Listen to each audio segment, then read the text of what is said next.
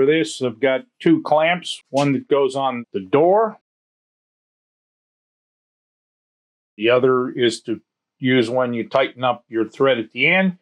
A weight on a cup hook, two stainless steel cup hooks, a pair of scissors, two knit pickers, one large, one small. Try and get in there, one small. A different thread, a pair of pliers I use for a weight, the drill, and if you look at the end of the drill, I put a little clip in the drill which hooks onto your threads for when you tighten it and wind it.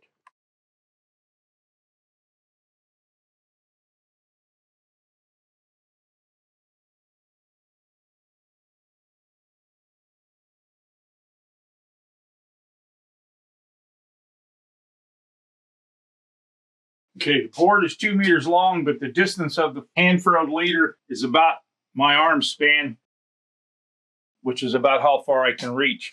I make two different loops and you wind them up and furl them and they wind together. The bar loop is 30 centimeters between the pegs, then 54, then 100. At the other end, I've screwed a board on the thing and I've got a little clip like that's on the end of the drill to hook my line to. Okay, the second one is 56 centimeters. That's how we get our taper.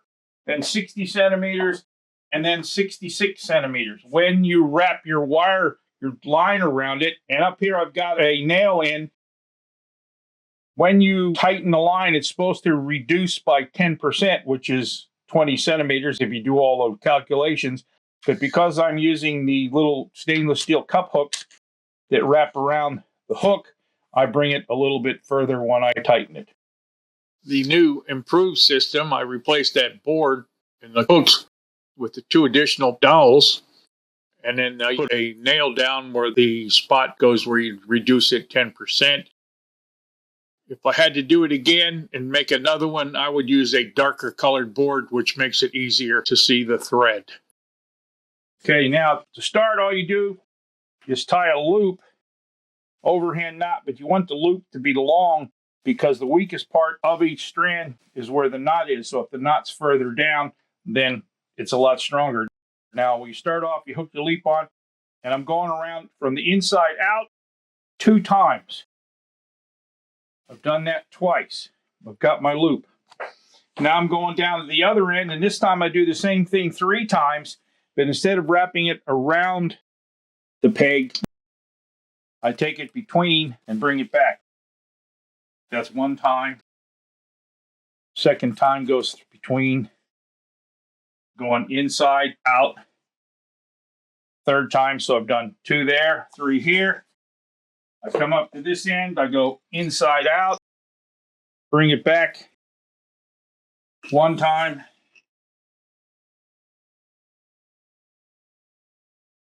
Second time. Line doesn't have to be that tight because you're going to tighten it up with the drill. 3rd time. 4th time, that's where this clip comes in handy because you just come up here and it holds the thread while you cut it off.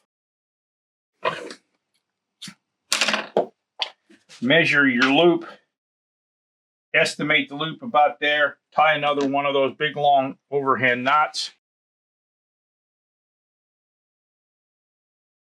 And hook it over the end.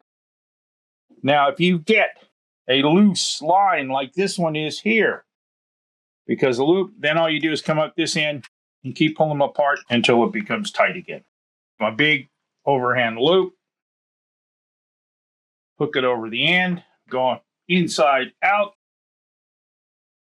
2 times, bring it up to the next one, inside out, go down in between. That's once, twice, 3rd time. Now I'll come back up to the far end, inside out, once, twice,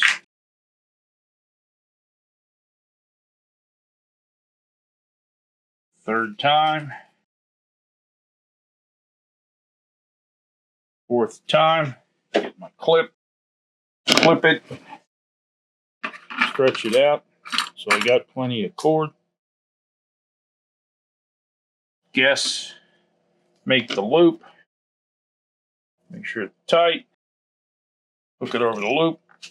If it's loose like this one, then all you got to do is pull it till they're loose. Now, I take the scissors, pull the cord out, cut it off. The other end, do the same thing.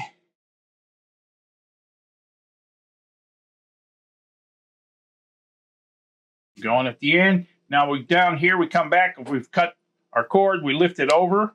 Lift the two of them over, making sure that that stays down.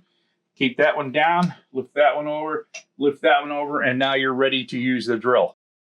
Okay, now I'm going to use this clip. I'm going to hook the drill bit into the thread, pull the thread off. Now the whole time that I'm doing this, I want to maintain tension.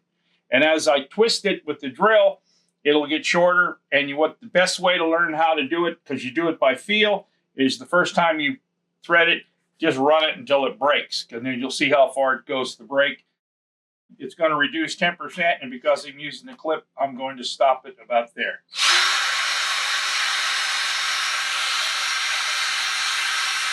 The whole time I'm doing it, you keep tension, but not too much tension. And the reason why we've got the knot, now the knot is up here where knots are the weakest, and the knot's been moved up there so that it's no longer a weak link. Now it's starting to get shorter. I got the tension. And maintain tension. Keep your finger on it so it doesn't vibrate so much. I'm still holding it tight, not too tight, just tight enough where you can feel it going. And when I get to here, I start panicking because if I go too far, it'll break. And stop. Now, make sure your drill doesn't fall forward because then you'll lose keep the tension on it. All you do is twist your cord so that you can get the little pin through there.